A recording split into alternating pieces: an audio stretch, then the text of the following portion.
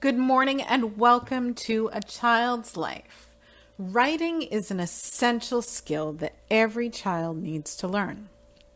The thing is with writing, though, is sometimes it can seem like an extremely monumental task to our little ones. When a child first enters school, there's sometimes more of an emphasis on reading than on writing.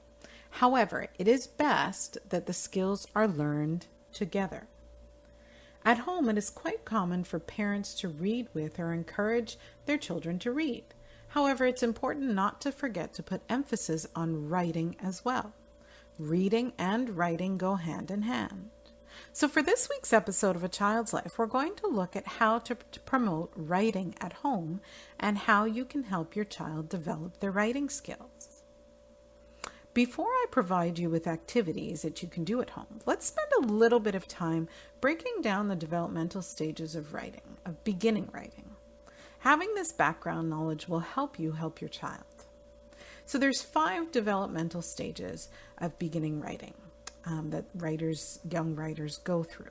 The skills acquired in these stages serve as building blocks to help beginning writers advance to the next level of learning. So the first stage is the pre-emergent writer. The beginning of this stage is really marked by scribbles and random symbols and strings of unrelated letters. As a child progresses through this stage, though, they begin to focus on things like the beginning sounds that they hear or the ending sounds of words, and they start to even add spaces between their words. This is the stage where you want to encourage them to begin invented spelling. In the next stage, the emergent writer stage, they're beginning to combine phonemes, which are units of sound. Okay, they are beginning to write words such as bat, cat, sat. And you can encourage them to add these words with common sight words and to create short pattern sentences such as, I see a cat. I see a rat. Excuse me. I see a man. I see a can. In the early writer stage, in this stage, writing begins to expand. Children are ready to move away from pattern sentences and add details related to who, doing what, and where. This is a great way to help your child move from sentences such as, I see a cat and mouse playing in the room, to short stories. The fourth stage is the developing writer stage. By this stage, the writer begins to add more details. Their stories begin to include characters, settings, action, time sequences, and even some personal response.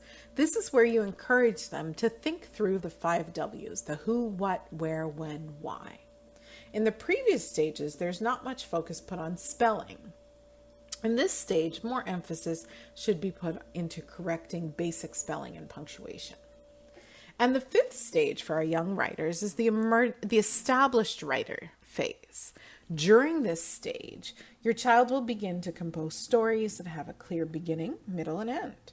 Their sentences may be a little bit more complex. Paragraphs should be more developed and include an introduction, a body, and a conclusion.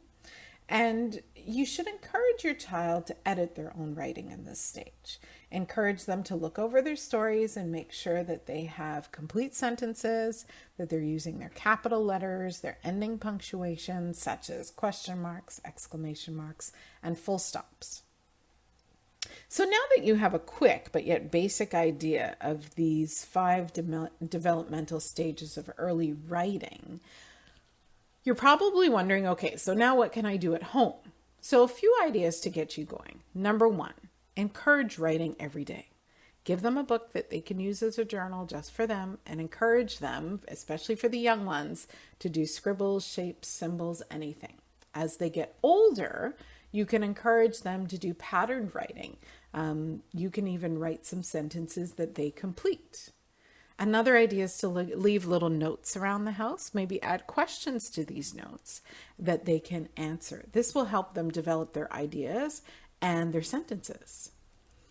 Encourage story writing. Imagination is a great thing. So talk about stories, encourage it, help them come up with basic elements such as the who and doing what and where for our young writers. And as they get older, brainstorm elements such as setting. So where is this taking place? When is it taking place? Characters. Who are the characters? What are their personalities like? What would they do in certain situations? And the plot. What is really happening in this story? As they continue to develop their stories, you're going to help them in terms of, well, what's the beginning of the story? What's the middle? And what is the end? You're going to also want to encourage free writing. So journal prompts are a great way if your child is having trouble coming up with their own ideas of things to write about.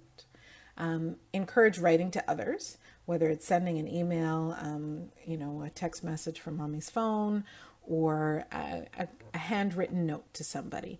Encourage them in practical ways of writing. Remember that writing doesn't always feel like fun to children, so you want to make sure that you're not adding additional pressure, but that you're finding creative and fun ways to make writing part of your day-to-day. So perhaps this is colorful paper, perhaps it's a special time, colorful pens, or wild and wacky ideas as to what to write about. Now, on a final note, I'm often asked about how much parents should correct spelling and grammar in the writing. Spelling and grammar are extremely important, but they do not need to be the focus of pleasure writing.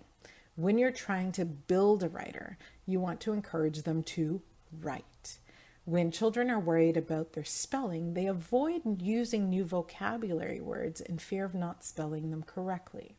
So my rule of thumb is to correct mistakes when you can, but not to lose focus of the overall goal being to develop a love for writing and to build confident writers. Thank you for tuning in to this week's episode of A Child's Life. If you would like to find out more about Learn and Lead Educational Center or contact me directly, you can email me at connect@yolanderobinson.com.